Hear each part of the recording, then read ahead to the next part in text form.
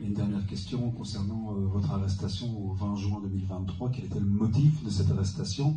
Et puis quand vous dites que c'était sous les ordres du général-major Ndaiwel, est-ce que ça veut dire qu'il était présent ce jour-là? Ou est-ce que vous considérez que c'est sous ses ordres simplement par son statut? Merci.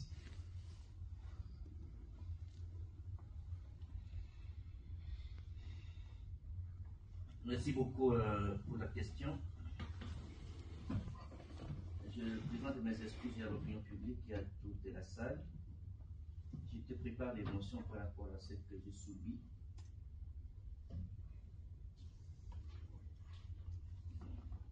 Quand l'avocat avait commencé à décrire.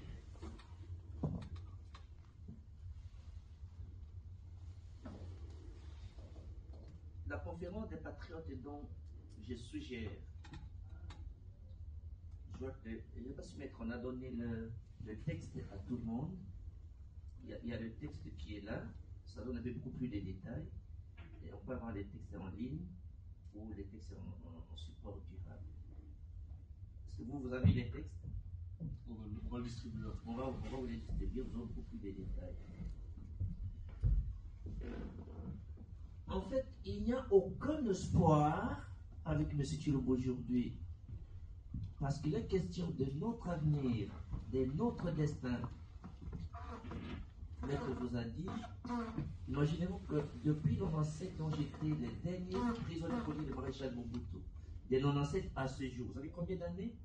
Je ne fais que combattre pour la démocratie.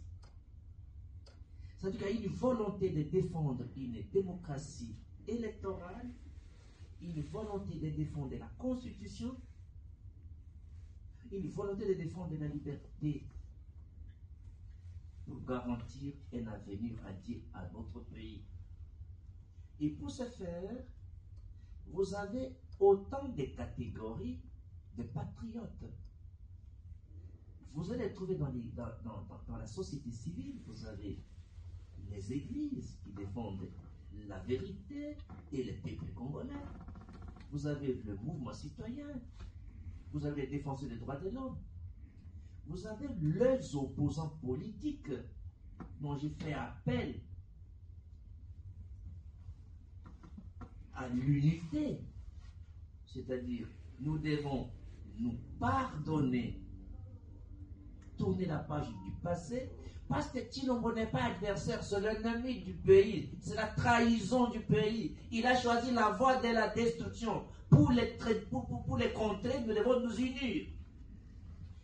Le résultat des élections injustifiées de Sasseni tribal avec Kadima, son cousin à tête,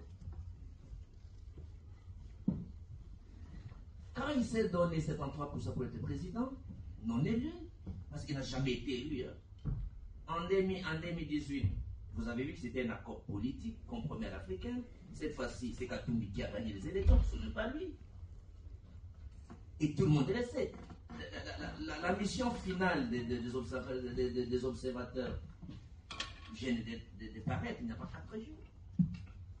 Alors, maintenant, lorsqu'il s'est octroyé ce résultat non mérité